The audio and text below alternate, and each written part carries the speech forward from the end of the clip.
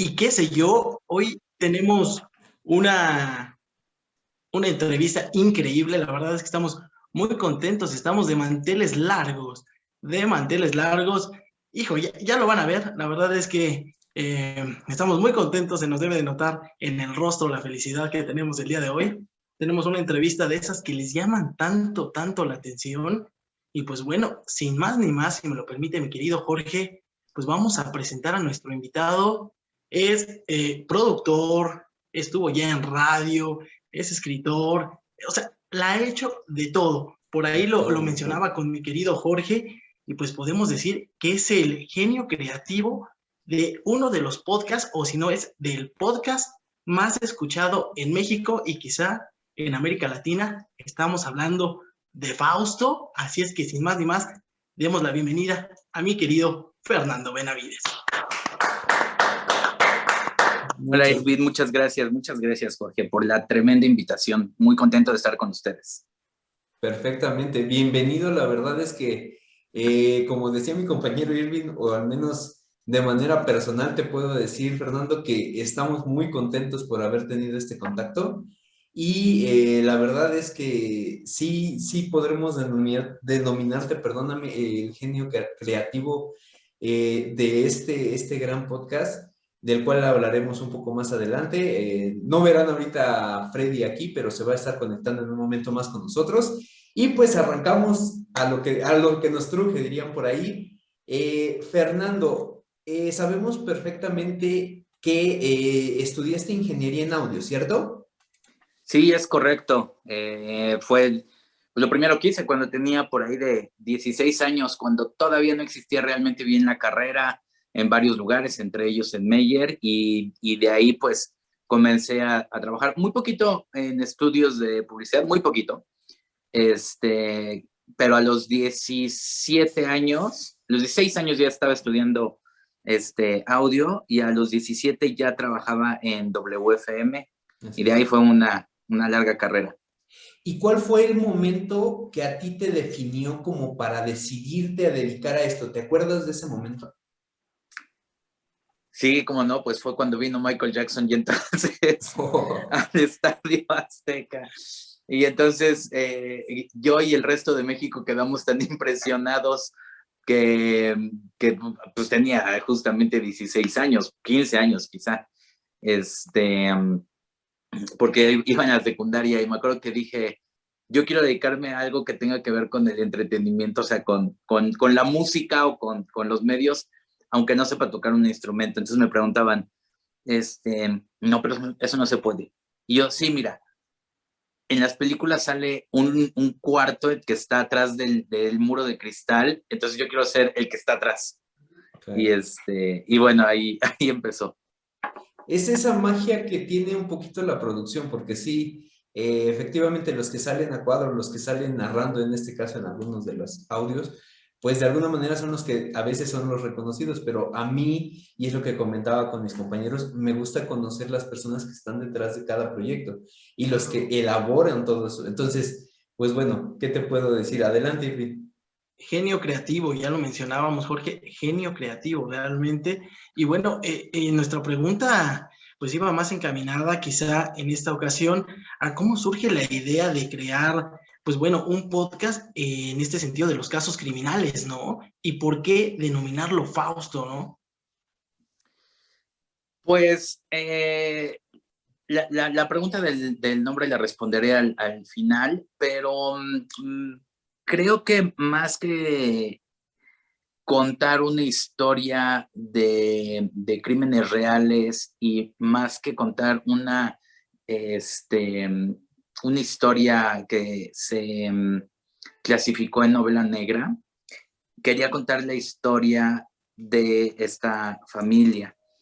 La había escuchado justamente la primera vez que tuve noción de ella cuando tenía 13 años. O sea, vengo de una familia de abogados, por lo cual básicamente crecí en reclusorios y en el Consejo Tutelar para Menores y en delegaciones.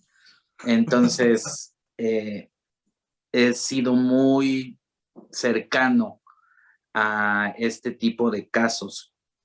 y siempre jugábamos de pequeños al Consejo Tutelar para Menores y no a vaqueros, ¿no? Entonces, Sí. con madre, padre, hermanos y tíos, abogados, pues siempre crecí en ese ambiente.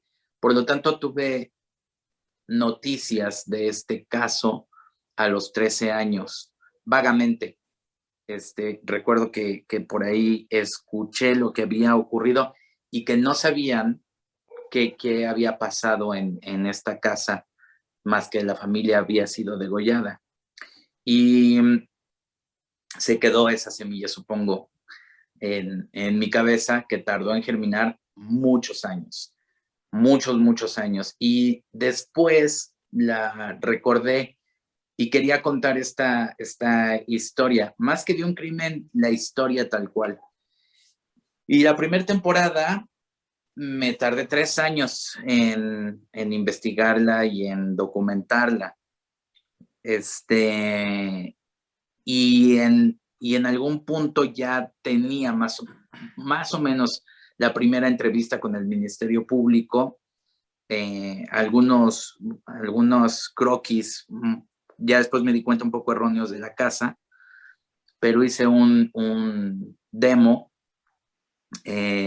y en una noche se lo presenté me levanté en la madrugada y se lo mandé a Javier Piñol, que es el Head of Studios de Spotify México, el responsable de que exista una gran oleada de podcast en Spotify, en habla hispana, y él estaba en España.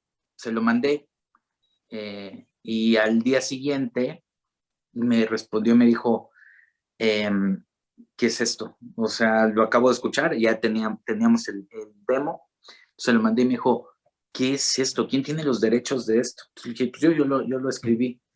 Y me respondió, ok, ¿qué quieres? ¿Y a quién quieres? Y en ese momento, la verdad, debo decir que de una manera muy afortunada, tuve carta abierta y luz verde para producir Fausto. Y a partir de ahí fueron 2 años más de investigación muy dedicada. La verdad, junto con otro equipo, mi novia Ana me ayudó tremendamente, o sea, cosas que yo no encontraba, ella también las encontró. Nos dedicamos a ir a la hemeroteca a ver qué eran las notas que había pasado, y pues se desarrolló el caso de esos 3 años. El último año fue dedicarse por completo a él, a tratar de conseguir todos los testimonios, actas, todos los reportes periciales y todas las entrevistas que se pudieran. Y bueno, y una vez que ya se tuvo esto, también al mismo tiempo era así, me decía Javier Piñol de Spotify, ¿quién quieres que lo narre? Y siempre pensé en Damián Alcázar. Para mí es uno de los mejores actores, si no es que el mejor actor de México, y siempre lo tuve en mente. Fue muy difícil conseguirlo por la agenda de Damián, pero bueno, finalmente lo logramos, y así fue como salió Fausto. Y el nombre de Fausto fue porque en el inter de esta investigación, para conseguir el acta, que probablemente fue lo más difícil, ya, porque ya teníamos los testimonios, ya teníamos la prensa, que fueron mucho material de la prensa que salió en ese momento, y también había investigado lo que había ocurrido en ese año, pero nos faltaba realmente el testimonio tal cual de las declaraciones. Y nos costó mucho trabajo dar con él. Dimos con él hasta el archivo de Toluca, donde hay miles, si no es que millones ya de actas archivadas. Y justo cuando pudimos dar con él, que nos lo mostraron, pero no nos lo dieron, entonces eso fue otro rollo. Estaba en un archivero, estaba en una caja, y esa caja tenía varios expedientes. Entonces, justo esa caja la verdad la denominamos Fausto, que es de donde salen los diferentes casos que se tratan ahí. Sí, nos pareció que era un nombre correcto que de ahí salieran los casos, de ese archivero donde estaban las actas. Oye, vaya, o sea, todo un trabajo minucioso y muy desgastante por lo que se escucha. Muy desgastante, muy padre en algún momento, y a partir de ese momento, sin que fuera la primera vez, afortunadamente, gracias a Dios, siempre he optado por producir lo que me gusta, y sin tener como mucho temor a renunciar a donde ya no me gusta, y haber estado, la verdad, en estaciones de radio muy afortunadas, como Radioactivo, como WFM, al final en Reactor, pero al mismo tiempo con esa facilidad de renunciar si ya no te gusta lo que está pasando, o si se acaba también la estación, que ocurrió. Claro. Entonces, después empecé a hacer podcast en el 2005, y siempre los podcasts que yo quería. Me parece que esa es la clave de mantenerse activo y sin hartarte, hacer lo que quieras continuamente sin importar las adversidades. Aunque parezca muy romántico, es cierto. Eso no significa que haya opulencia en el inicio, ¿no? Pero significa que hay que mantenerse constantemente. Y en todo este tiempo he dicho que me encanta hacer lo que hago, producir, diseñar audio y escribir sobre todo. Y ahora que realmente me enfoco en gran parte solo a escribir lo que me gusta, pienso que es un trabajo muy afortunado poder vivir de eso, pero también muy desgastante, ¿no? O sea, cuando le dedicas a un tema, sobre todo un tema de estos que incluye tragedia, claro, tanto tiempo, sí te consume mucha tranquilidad. Exacto. Pues comentábamos hace ratito, mi compañero Freddy ya está con nosotros, y justo, Freddy, llegaste para realizar tu pregunta. Los presento: Fernando, Freddy, Fernando. Saludos, Fernando. Pues ya sabes, dicen que todo ocurre en el momento perfecto. No existe la coincidencia, solo lo inevitable.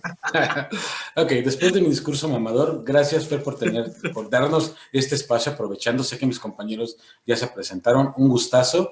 Y pues, a mí me gustaría preguntar, algo que creo que va a dar preámbulo para más cosas que tenemos por ahí, pero es, ¿qué tan difícil es conseguir los testimonios de los agentes policíacos o de los testigos? Todo esto que ha inundado el mundo que creas a través del podcast. Me parece que todo tiene su grado de complejidad, y por ello tener los testimonios es difícil, porque muchos de ellos o no están activos o ya fallecieron, o simplemente ya son, depende del caso que uno agarre, personas que no están tan fácilmente localizables.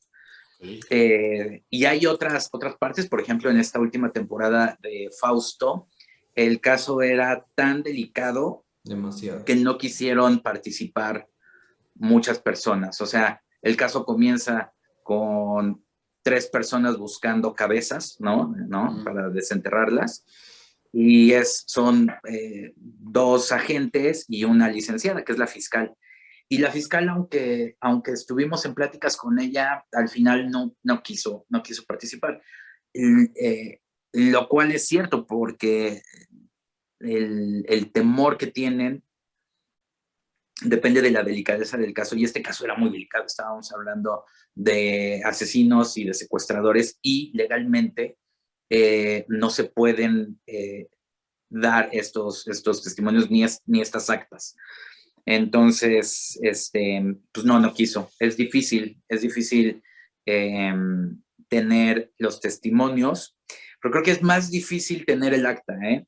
Creo que conseguir el acta es lo más difícil y es lo más importante, porque realmente es la columna vertebral y el sustento de la investigación, porque ahora sí que es lo más cercano a la realidad, es el acta, y es la que contiene los informes periciales y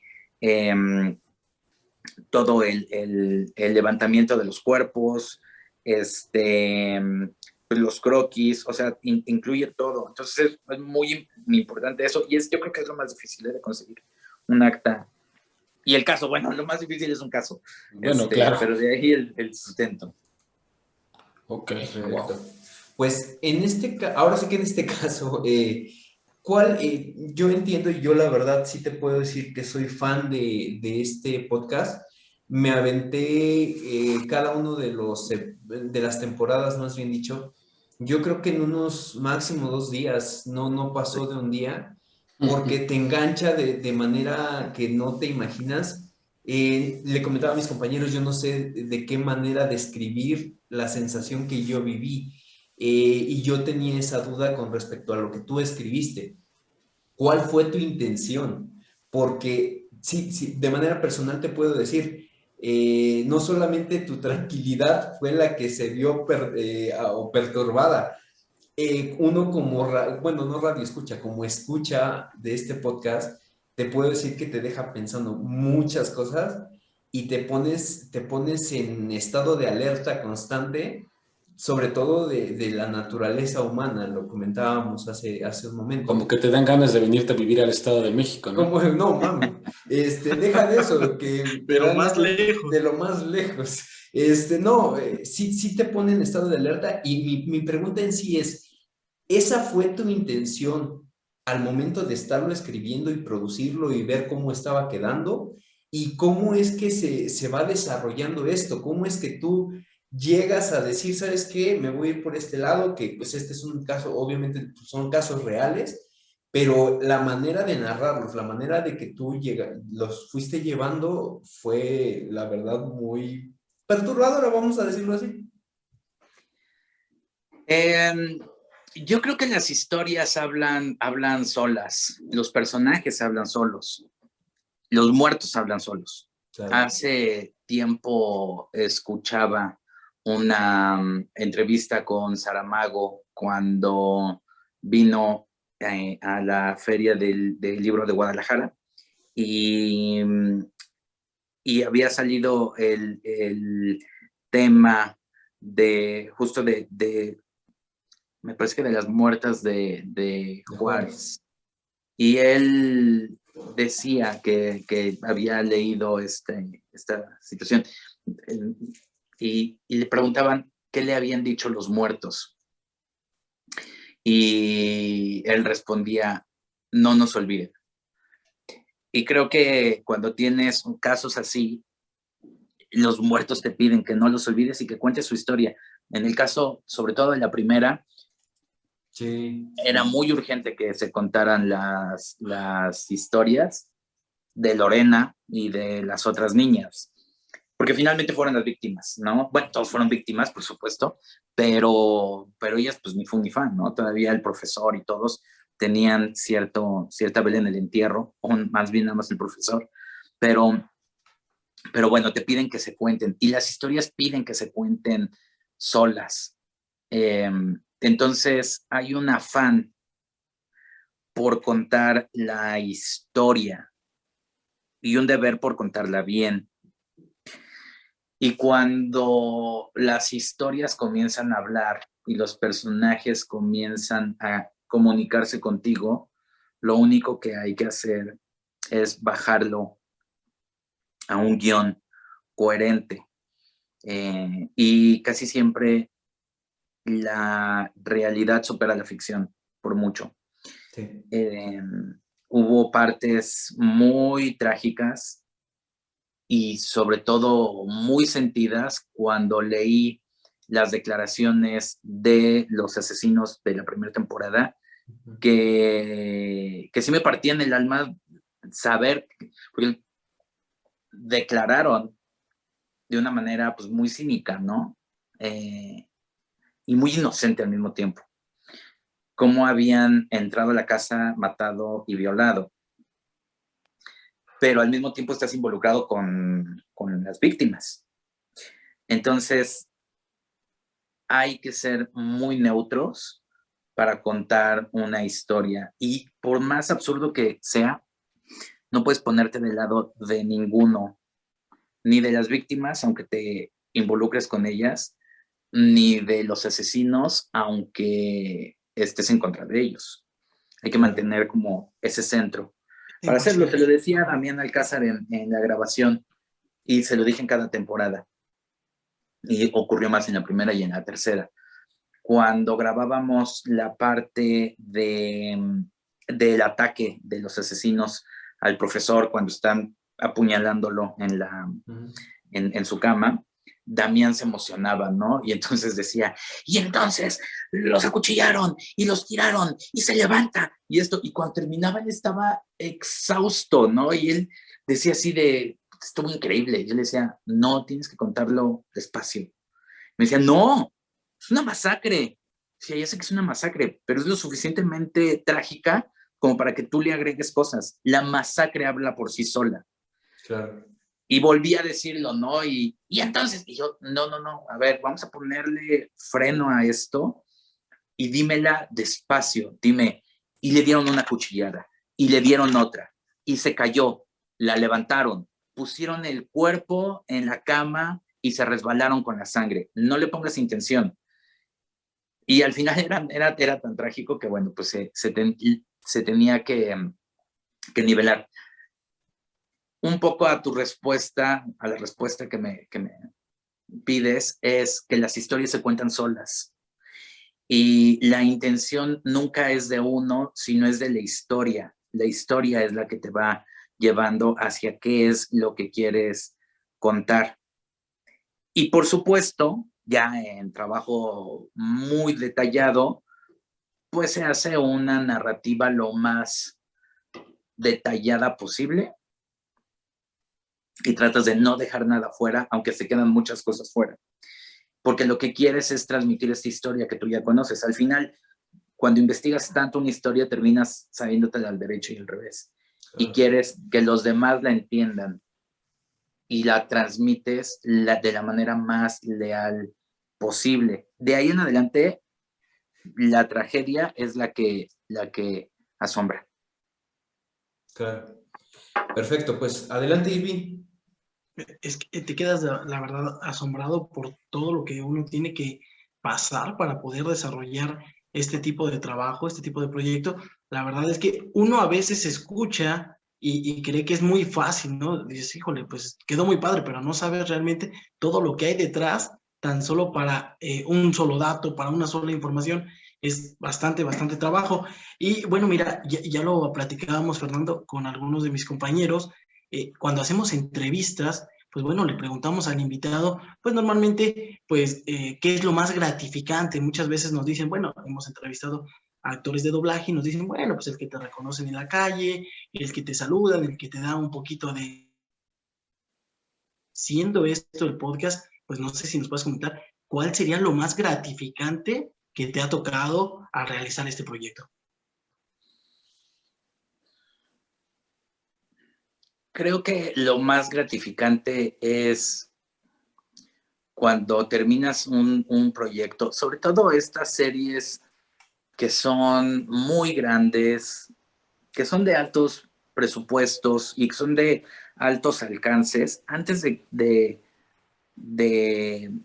saber qué es lo que le va a pasar y qué te puede generar, creo que lo más lindo es cuando terminas de escribirla y a ti te conmueve. Eso es lo que me parece que es lo más gratificante, porque lo demás es ego, y está bien tenerlo, no pasa nada, pero creo que lo más bonito de todo es cuando terminas esta historia o estas historias y regresas a escucharlas, ya una vez que pasaron por todas las correcciones y las dejaste descansar, que te conmueva a ti, eso es algo muy bonito porque sabes que tiene cierta esencia, que sí le dejaste algo de vida. En el caso, la verdad, de la primera temporada, en el final de Lorena, cuando después de la tragedia hay un pequeño epílogo que se regresa al tiempo, ¿no? Se regresa unas horas antes para para recrear las últimas horas de vida de Lorena y que ella vea al cielo, ¿no? Ve al cielo en ese momento y se da cuenta que no hay estrellas, ¿no? Que las estrellas no salieron esa noche. La verdad es que a mí hasta la fecha, cuando lo sigo escuchando, se me siguen llenando los ojos de lágrimas cuando escucho eso o cuando leo eso. Y creo que eso es lo mejor que te puede dar una historia, que a ti mismo te conmueva, aunque la pudiste haber investigado 3 años, creo que eso es lo más lindo de todo. O no necesariamente te tiene que llevar a las lágrimas. En la segunda temporada, cuando termino la historia diciendo, y es que a veces la muerte viste elegante, como que fue así de, bueno, estoy como que aventando la pelota diciendo, pues te puede tocar en la calle este cuate, ¿no? Que está suelto. Claro. Entonces, creo que eso es lo más bonito de todo. Hace tiempo, mucho tiempo, platicaba con Julio Martínez, un locutor y también escritor, del cual quiero mucho, y él había escrito un libro y se probaron su computadora junto con todo el libro antes de que lo mandara a edición. Y él decía que le había dolido mucho porque cuando uno termina un libro, justamente uno hasta las lágrimas se ponen, ¿no? Y que es un momento muy, muy, muy emocionante. Y concuerdo con él que cuando has trabajado tanto un proyecto y llegas al punto final, es un momento tan emotivo personalmente poder haberle dado forma durante todo ese tiempo, que es la mayor satisfacción. Lo demás está bien, está muy padre haber ganado los Spotify Awards, está muy padre haber sido el podcast de mayor escucha en habla hispana, está muy padre el fenómeno en el que se convirtió Fausto. Está muy padre que gracias a eso hemos seguido produciendo y escribiendo. Pero la pregunta textual a modo personal es lo que te da la historia a ti mismo cuando la vuelves a leer. Perfecto. Nombre. Adelante, Freddy. Changos. Me quedé pensando en muchas cosas precisamente ahorita al hablar de todo ese mundo donde construyes y después te vuelves parte de él o estás inmerso en él y dices, wow.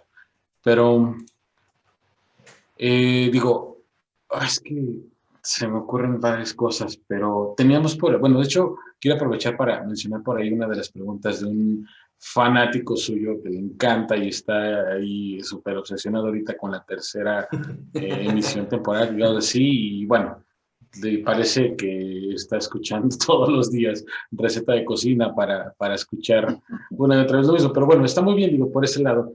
Él nos te decía por ahí, de hecho, por aquí la tengo, y a lo mejor esto va a salir un poquito del contexto de la línea que traemos, pero bueno, se apega un poquito por ahí, aparte de lo que en algún momento dentro de este mismo podcast hacemos nosotros, que está por ahí arriba. Y él nos preguntaba, dice, ¿usted cree en eventos paranormales? Dice, y a su consideración, ¿qué es de más cuidado, los vivos o los muertos? Están ligadas las dos preguntas con lo que nos decía. Sí, o sea, sí creo, porque me parece que este es un mundo muy complejo y hay mucho más allá. Durante mucho tiempo fui productor de Pedro Ferriz Santa Cruz. Y la verdad es que él era, que en paz descanse, un señor con mucha vida y con muchas entrevistas, ¿no? Y al ser su productor durante todo ese tiempo, pues me tocó escuchar todas estas entrevistas que te dejan pensando al menos en todo tipo de eventos, ¿no? Entrevistaba de repente a un sacerdote que era enviado directamente de Roma, del Vaticano, y era el único sacerdote que podía hacer exorcismos, con lo cual significa que el exorcismo era cierto, ¿no? Era real. Y preguntándole a él, por ejemplo, él decía así de, sí, Ouija jamás, ¿no? O sea, Ouija nunca jueguen con la Ouija, eso sí, siempre. Entonces, ese tipo ya de testimonios de gente muy dedicada a eso, pues te hace pensar en que las cosas sí ocurren y me parece que, bueno, sí creo, por supuesto, en eventos paranormales y más allá. No recuerdo cuál era la otra pregunta llegada. Sí, en este caso la otra pregunta dice, ¿qué es más, bueno, a su consideración, digo, con toda la experiencia que hay detrás, ¿qué considera que es más peligroso, los vivos o los muertos? De hecho, hay frases que hablan de esto, ¿no? Pero, en su opinión. Creo que es más peligroso los vivos. Son los que te sorprenden más y los que de pronto cometen justamente todas estas locuras que hacen de este mundo algo oscuro en ciertos momentos. Y fíjate, cuando terminamos la primera temporada de Fausto, hablaba con Camarena, que también en paz descanse, que se lo llevó el COVID y era un gran amigo ya, el comandante Camarena, y nos hicimos muy buenos amigos durante la investigación, y platicábamos mucho, o sea, y platicamos después de que terminó Fausto y salió. Y en algún momento él me decía qué pensaba yo de lo que había sucedido aquella noche en aquella casa, que aparte tenía esa casa una aura muy pesada, o sea, se sentían realmente el sufrimiento que hubo en esa tragedia, ¿no? En esa casa. Y me decía qué opinaba de lo que había ocurrido ahí. Y yo le decía, y estoy completamente seguro, que ese día, más bien esa noche, lo que ocurrió fue que el diablo llegó a esa casa y se manifestó. Porque finalmente los asesinos no eran asesinos, o sea, no eran, ni siquiera eran malas personas, eran tipos bastante ignorantes, un poco estúpidos, muy humildes, borrachos que habían llegado ahí, pero no era para que cometieran esa barbarie en esa casa. Claro. Y que les saliera bien, aparte. Que pudieran irse esa noche después de haber degollado a todas las personas y el desastre tan descomunal que hubo en esa casa. No hay otra explicación más que estuvieron amparados por el diablo. O sea, los vecinos no los escucharon, nadie vio quién entró, nadie vio cómo salieron, no dejaron una huella que fue súper difícil de seguir. O sea, el caso fue tremendo. Solamente al amparo del diablo pudo haber salido bien. Entonces, claro que existen este tipo de cosas, ¿no? ¿Perdón? Todo compaginaba, ¿no? O sea, todo estaba hecho como para que saliera perfecto. Pero ni siquiera eran asesinos profesionales, o deja tú profesionales, asesinos, ¿no? O sea, no eran ni ladrones, eran unos tipos súper comunes y corrientes. Entonces, el hecho de que les haya salido el crimen prácticamente perfecto, porque aparte les salió el crimen perfecto, si no fue por spoiler, pero bueno, estamos ya spoilereando la primera tremendamente. Si no es por esa llamada telefónica, le sale. O sea, el crimen es más, les salió el crimen. Entonces, ¿qué explicación puedes tener a lo que ocurrió en esa casa? Tampoco es que fuera una casa ahí abandonada en medio. Tiene vecinos, estaba el mariachi, ¿no? Estaban todos en una calle común y corriente. Entonces, ¿por qué pudieron entrar con esa facilidad a hacer, matar y salir de la nada sin experiencia alguna? Pues el diablo se manifestó en ellos. Perfecto. Sí, la verdad es que sí, hay cosas que dices, es que no hay otra explicación, por mucha razón que le metas, algo también de repente, ¿no? El ver más allá de la posibilidad, capacidad de maldad del ser humano, algo más tuvo que haber detrás. Sí. Pues me generan muchas preguntas. Quisiera, la verdad, que esto durara mucho más. Sin embargo, pues entendemos que hay tiempos que debemos de respetar. Sin embargo, una de las que sí y yo también se las comentaba a mis compañeros hace unos días, para tratar estos casos, para hacer la investigación, como tú lo decías, para recopilar imágenes que yo sé que también tú estuviste en contacto directo con imágenes que son de locos, por decirlo de alguna manera. Hay que tener estómago, hay que tener ese carácter en toda esta cuestión. Mi duda es, se tratan todos estos casos y son demasiado crudos y a veces hasta sorprendentes y de repente tienen un giro que sí no te esperas. De manera personal o a título personal, ¿te ha afectado? ¿Te ha afectado en tu vida diaria, en tu modo de ver el mundo, no sé?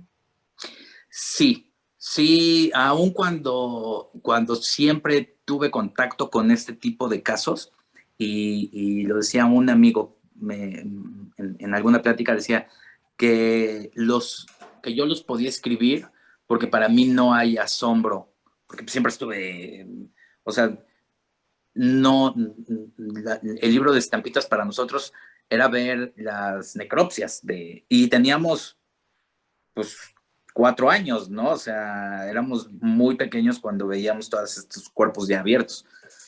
Pero si bien no me asombra ver los cuerpos, pues en realidad estoy muy acostumbrado a ver cadáveres y a ir a inspecciones oculares, etcétera. Sí hay momentos en los cuales ya cambia tu vida. De entrada, cuando para lograr realizar una producción como estas, debes de comprometerte emocionalmente.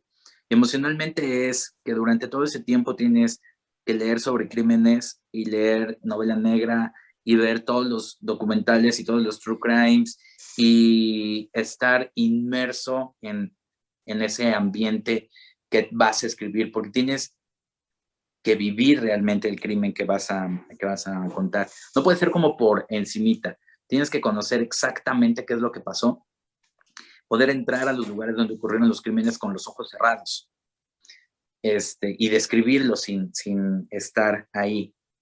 Entonces, es demandante el estar un año o gran parte del año viendo todo el tiempo películas, ¿no? O sea, ya al final ver otra vez Seven ya es, no manches, ¿no? Otra vez. Pero no hay otra manera de hacerlo. Y te llega a afectar en esta última temporada cuando entrevisté pues a este miembro de la banda. Fue, creo que lo más complicado, porque por supuesto que fue una logística tremenda el haber y conseguir esta entrevista. Pero es una persona que como él dice, en algún momento estuvo brindando mientras había 2 cuerpos sin cabeza a sus pies, ¿no? Y sabes que estás con esa persona hablando y sabes que no te puedes poner ni en contra ni a favor, pero al mismo tiempo la obligación de un creador, llámese escritor o productor, es sacarle lo más que puedas. Entonces tampoco puedes agarrar y decirle, no, qué mal estuvo eso, ¿no? Pues, eso ya lo sabe. Ya ¿no? ni chingas. Sí, y si le dices eso, pues por supuesto que él puede decir, pues aquí se termina. Entonces sí tienes que ponerte un poco de su lado, ¿sabes? O sea, tienes que estar al nivel de la plática para entenderlo y para que te diga realmente lo que ocurrió. Y creo que después de que ocurrió esa plática, me sentí muy mal. Sí. Me sentí muy mal porque éticamente es imposible seguir después de que estás platicando con una persona con ese tipo de experiencias. Y creo que por primera vez en toda mi vida me bloqueé un poco. Después de esa entrevista me he de haber bloqueado como un par de semanas, quizá más, 3 semanas. Y le decía a Yara, que fue la correctora de estilo de esta última temporada, le decía que no me sentía como muy a gusto escribiéndola. que había algo por ahí que me conflictuaba. Ella me decía, déjate descansar y va a llegar sola, ¿no? Y sí, tal cual. O sea, después como que ya, ya regresé a escribirla, pero sí te afecta un poco. Y ojo, no hay una manera en la cual no te afecte, ¿eh? Si no te afecta, entonces no te sirve. O sea, si no te afecta es que no estás entendiendo la historia. Ok, hay un problemita por ahí. Algo no está saliendo de ahí. Perfecto, pues sí, mencionabas esta cuestión de la confesión, esta parte, y yo también comentaba o decía, qué difícil estar frente a una persona tan sanguinaria y no poder decirle sus cosas, pero entiendo tu punto, entiendo lo que tú dices, sí, pues adelante. Sobre todo tener que mostrar un poco de empatía, ¿no? Para poder, pues bueno, tratar, como ya lo menciona Fernando, de sacarle pues la mayor información posible, ¿no? Claro. Es un gran trabajo, la verdad. Bueno, mira, normalmente tenemos una pregunta que es un poco recurrente, que yo siempre me atrevo a preguntarle al invitado, y pues bueno, es cómo se define en una palabra, pero en esta ocasión, pues bueno, me gustaría saber, pues, qué representa en una sola palabra pues el proyecto de Fausto y por qué, ¿no? ¿Cómo lo representaría en una sola palabra?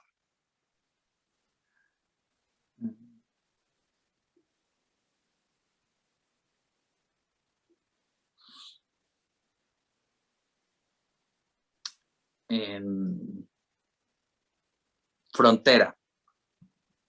Es la frontera entre no hacerlo y hacerlo. Sí. Entre crear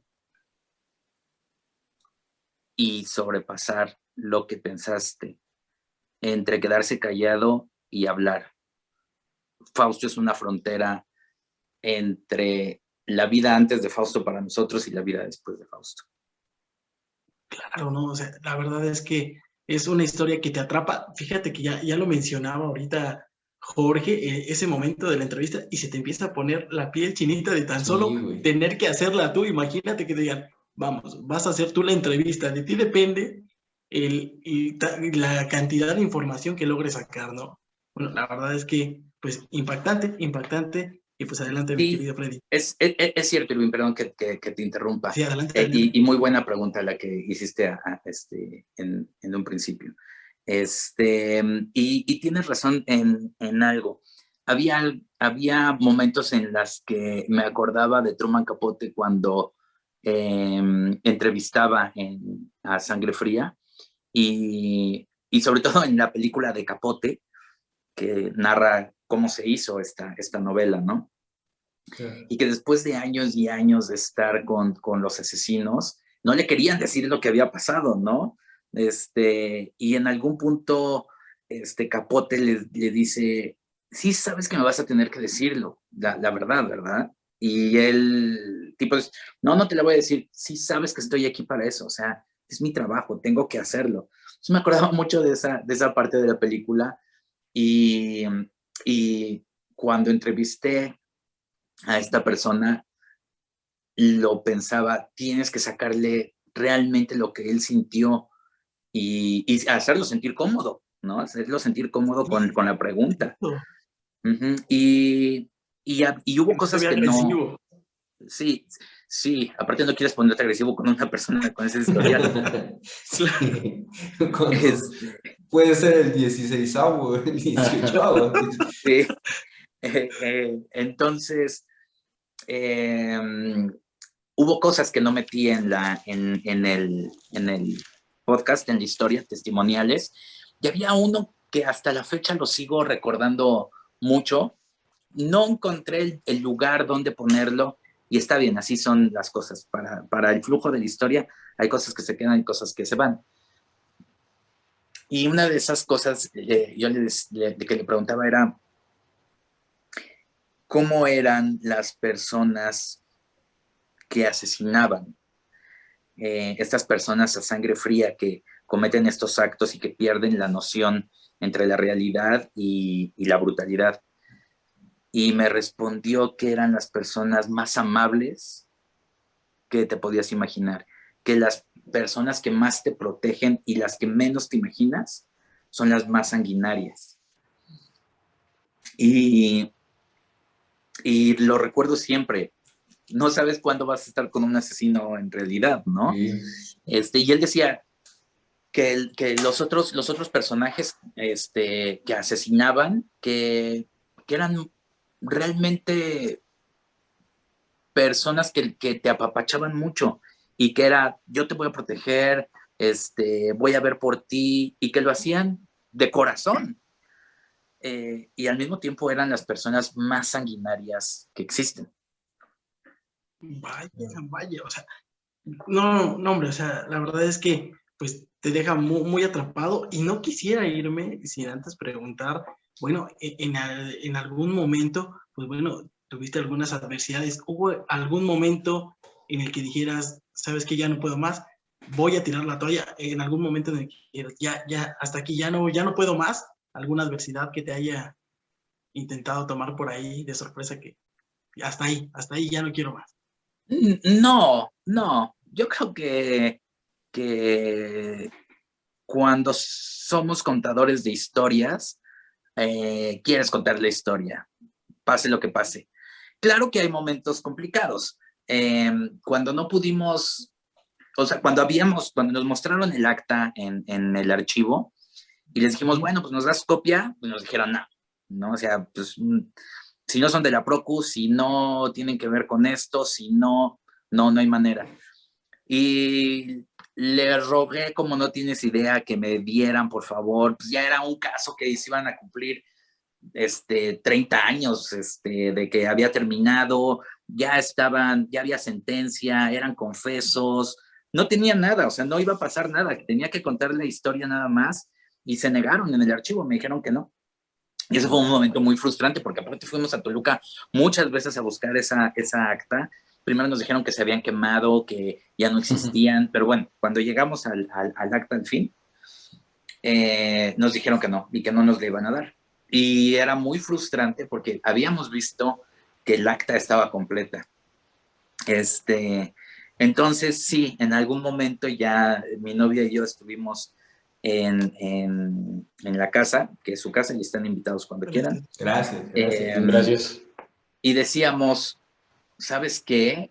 Pues ya sí, o sea, ya tenemos la parte de la prensa, ya tenemos los testimonios del MP, ya tenemos los testimonios de los vecinos, ya tenemos esto, ya tenemos más o menos cómo va, ya, así, vámonos.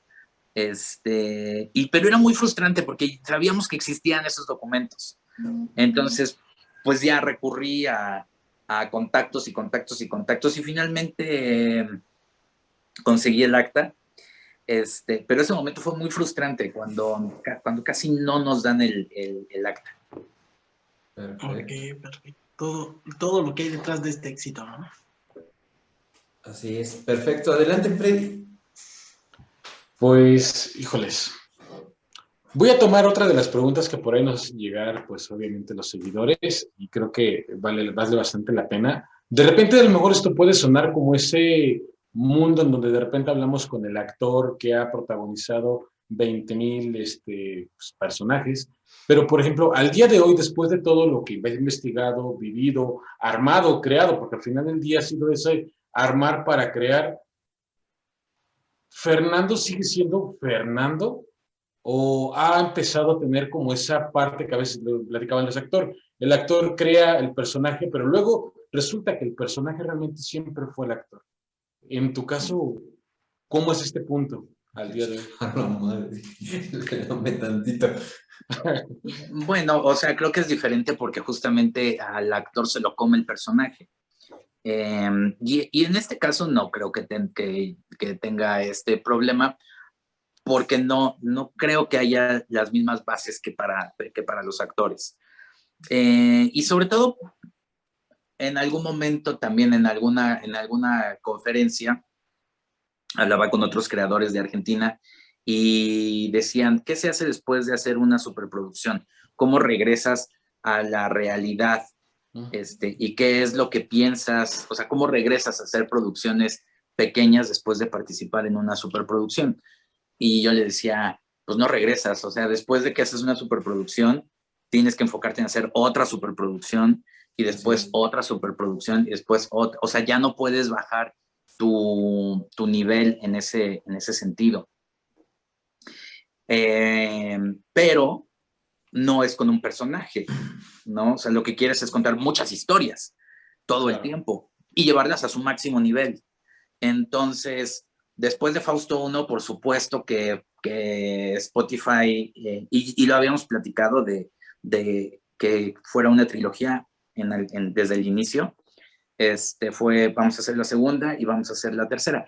Y ya en la tercera, antes de escribir la tercera, escribí otra historia. Y la verdad fue una experiencia que a mí me ha gustado muchísimo. Es la historia de un barco y justamente un tremendo ahí asesinato que hubo, pero la investigación fue igual de rica. O sea, nos fuimos a quedar a Veracruz, a vivir la experiencia de los barcos, a conocer cómo es la vida marítima, a investigar tesis y tesis sobre rutas marítimas. Entonces, cuando terminas esa historia también vamos a llevarla a su máxima expresión.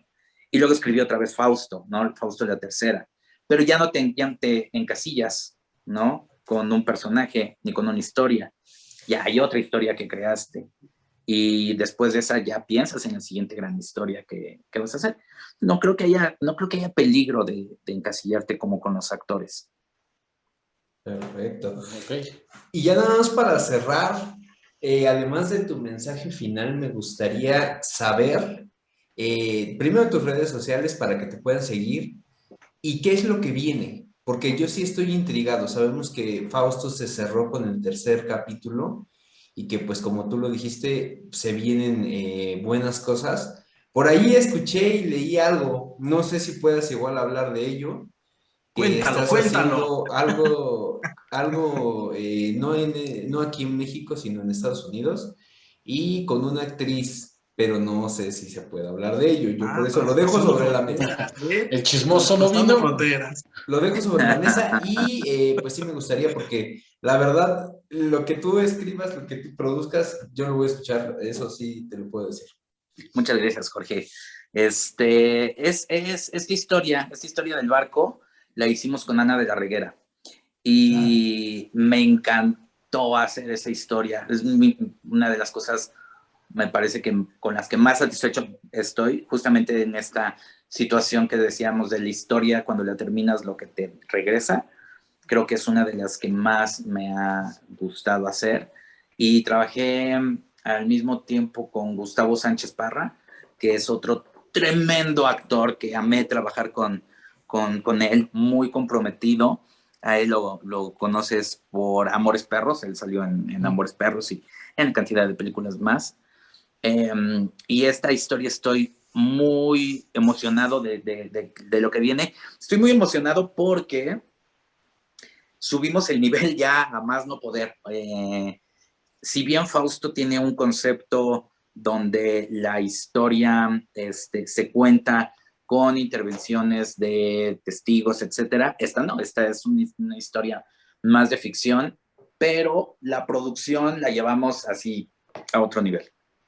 Hicimos un diseño de audio, pues sí, de película. De hecho, trabajamos con productores de cine y el resultado es fantástico. O sea, me encanta lo que resultó de esta serie. ¿Qué es lo que viene en este año? Si todo sale bien, ya está la serie bastante avanzada. Y de ahí en adelante, bueno, hay por ahí un viaje a España, que es a un festival de podcast, y donde vamos a hacer, yo creo que algunas cosas interesantes. Y a finales de año, pues me regreso a escribir la siguiente historia. Perfectamente. Pues, puro trabajo de calidad. De calidad. Y justo quisiera que mis compañeros dieran también su agradecimiento en la manera personal. Yo te voy a decir el mío. Sí llegaste a atraparme de manera que yo no conocía en Fausto.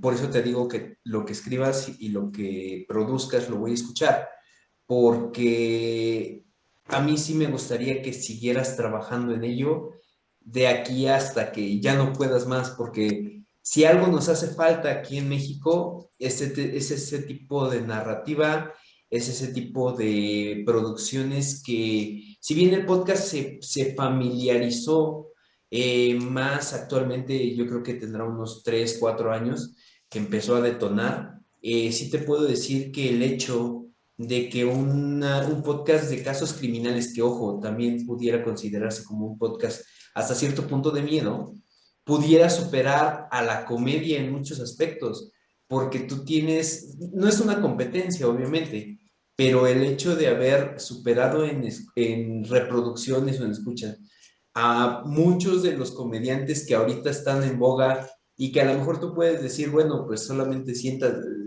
porque es lo que nosotros hacemos, a veces cuando nosotros llegamos a producir un programa, es sentarte y decir pendejadas, perdóname, no es algo como lo que tú haces que lleva a cabo una investigación, Evidente. toda esta cuestión, todo esto, la verdad es que tú lo has trabajado y de verdad te pido que no dejes de escribir, no dejes de producir, por favor. Como te lo dijeron en algún momento, si en algún momento te bloqueas, tómate tu tiempo, pero sigue escribiendo y sigue elaborando y sigue creando. De verdad es que sí, de manera personal, a mí me inspiras para poder seguir creando yo de mi lado, no en la misma medida, obviamente ahorita, pero sí para generar ideas. Entonces, gracias por aceptar la entrevista, por estar aquí con nosotros. La verdad es que no saben, y yo se los dije a mis compañeros, la joya que estamos ahorita teniendo en este punto de entrevista, porque sí nos proporcionaste mucha información que la verdad es muy valiosa para nosotros. Entonces, gracias, Fernando. Ya vénganse a tomar unos whiskies acá. Sí, sí, whisky, buenísimo. Pero ¿sabes algo? Por supuesto que vamos. Yo creo que siempre sí se puede hacer algo en gran calidad, ¿sabes? Lo que decías hacen contenido, pero a lo mejor no es de esta calidad. No, yo creo que sí. O sea, yo creo que lo que hacen está muy bien. Y creo que siempre se tiene que ir a la idea más elevada de lo que estás haciendo. Por supuesto que hay una ayuda en el presupuesto, pero ya es diferente. O sea, ya son cosas diferentes. Ya cuando estás con una productora detrás que te sustenta y te da carta abierta para hacer lo que quieras, eso, por supuesto que está increíble. O sea, el día que llegamos a Hollywood a grabar en el año pasado, sí fue así de, ok, ya, son otras ligas aquí. Pero eso no significa que antes de eso lo que se escribió no tuviera como todo el corazón del mundo. Entonces, una de las cosas que siempre les digo en el estudio es que ante la pregunta de qué vamos a hacer aquí, o sea, ¿cuál es la decisión? ¿Qué es lo que hay que hacer? Siempre les digo lo mejor, o sea, lo mejor para el proyecto. ¿Cuál es la respuesta a esa? Pues la mejor que le vaya al proyecto. No necesariamente, ojo, tiene que ser así la más cara, tiene que ser la mejor para el proyecto. Entonces, hay veces que tienes que decidir entre blanco o negro o rojo y ¿qué es o sea, siempre escoge lo mejor. Y hace poquito escuchaba justamente lo mismo de Metallica, en el masterclass de Metallica, que ellos decían, cuando hay que tomar una decisión de una canción, ¿cuál es el riff que se escoge? Pues el mejor. No el que traiga uno, el otro o el otro. ¿Cuál es el que mejor funciona? Pues ese es el que hay que escoger. Entonces creo que siempre se puede hacer de tu proyecto lo mejor que se pueda. Y ya cuando tienes eso en mente, el presupuesto pues es otra cosa, ¿no? Es otro rubro, porque también es otra presión diferente. Entonces, sí se puede hacer siempre algo grande. Como dices, la constancia también es bastante interesante en ese punto. Adelante, Irving, por favor. No, hombre, pues es que tenemos un invitado de lujo. Ay, no, la verdad es que, pues bueno, simplemente agradecerte el tiempo que nos regalas para poder conocer lo que hay detrás de este éxito que es Fausto, pero sobre todo conocer a la gran persona que es Fernando Benavides. Y bueno, pues ya lo mencionaba Jorge, esperamos escucharte por mucho, mucho tiempo más y que, bueno, sigas sorprendiéndonos con este tipo de proyectos. De verdad, muchas gracias por regalarnos estos minutos. Para toda la gente que igual estuvo al pendiente de esta entrevista, ya sabremos la fecha y no sé si nos puedas regalar por ahí algunas de tus redes sociales para que te puedan seguir. Sí, en Twitter, que es básicamente donde más estoy como @mimoso1, y donde está todo mi trabajo, o al menos la mayor parte de mi trabajo, es en la página galgoperdido.com. Ahí están todos mis escritos, la mayor parte de lo que he escrito para Fernanda Tapia, para otros proyectos. Ahí está básicamente todo lo que he hecho antes de Fausto, y en Galgódromo, donde hacemos pues todas las producciones, ¿no? Pero personalmente en galgoperdido.com. Muchísimas gracias, Fernando. Un placer haberte conocido. Y también vamos a poner todas tus redes sociales y toda esta cuestión en la parte de los comentarios cuando estemos subiendo este video, y además cuando se esté transmitiendo en vivo, porque sí es bastante interesante que lo sigan y que se siga generando esta retroalimentación para esto. Entonces, pues adelante, Freddy. Pues, híjoles, creo que la entrevista y en sí el contexto general de todo, para mí lo puedo describir con una palabra: magistral. Yo era uno, y digo, por ahí lo saben ellos, de los renuentes a escuchar Fausto, real. Yo lo escuchaba en los comerciales de Spotify porque pobre, decía, sí, luego, y mis amigos, oye, pero es que está bien bueno, sí, lo checo. Y por acá hay pareja, oye, es que no sé qué, sí, está bien. Y dije, ok, vamos a darle una oportunidad. Digo, no todo lo tan comercial a veces es tan comercial. Entonces vamos a sentarnos. No, la verdad es que luego sí, así, señora casi en la casa. Estoy barriendo. Y Fausto de fondo, porque obviamente, y a veces la pinche escoba se quedaba por ahí porque yo me sentaba a decir, no mames. ¿Para qué te pago? ¿Cómo? O sea, en real, por eso lo puedo decir, porque yo no estaba convencido al principio y después me enamoré de esto. Entonces, señores, si no se han dado la oportunidad, tienen aquí la mejor eminencia para decir, hoy antes de dormir me voy a aventar el primero, y a lo mejor ni duermen por seguirle con todos los demás, porque vale la pena. La verdad es que cuando Jorge por ahí nos acercó este comentario que íbamos a tener, dije, oh sí, por favor, porque no pocas ocasiones, de hecho, en el mundo tienes oportunidad de ver al maestro detrás de la obra, con todo lo que puede ser el panorama que existe. Y cuando tienes esas oportunidades como hoy que estamos contigo, Fernando, dices, wow. Y bueno, y la audiencia, pues por ahí lo podrá decir, ¿no? Comentarios ahí abajo para que confirmen lo que les digo. Gracias, de verdad, gracias. Yo quedo encantado porque de verdad, esta es como la de ver insisto, al artista detrás de la obra, cuando a veces no tienes oportunidad de verlo así. Muchas gracias, Freddy. Y pues bueno, amigos de qué sé yo, lo tuvieron aquí. Fernando, la verdad es que te agradecemos mucho.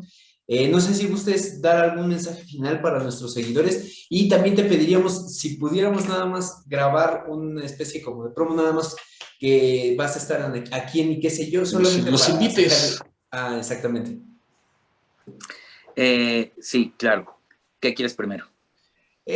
Pues lo que tú quieras, con lo que tú gustes empezar. Pues mira, creo que el mensaje final es, si eres creador, tienes que tener en cuenta que la carrera de creador es una carrera no es una carrera de velocidad, sino de resistencia. Y hay que seguir y seguir y seguir hasta que lo logres. En mi caso, en cuestión del podcast, lo hice 13 años antes de que pegara, bueno, con tubo Fausto, ¿no? Y si eres escucha, exígele a los podcasts o al contenido o al libro que estés consumiendo. Exígele, o sea, el tiempo es demasiado valioso como para regalárselo a el contenido que no se esfuerce en entregar lo mejor.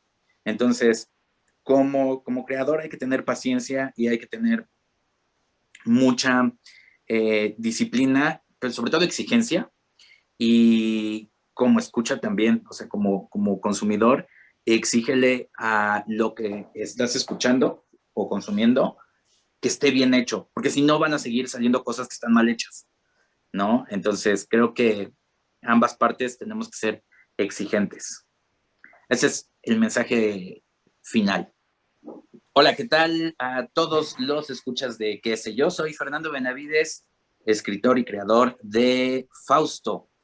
Y los invito a que escuchen y estén en el Facebook Live de Qué sé yo, donde estaremos hablando de todo lo que hay detrás de las creaciones con el gran Jorge, Irving y Freddy. Los estamos esperando ansiosos. Perfecto, muchas gracias. Perfecto, muchas gracias.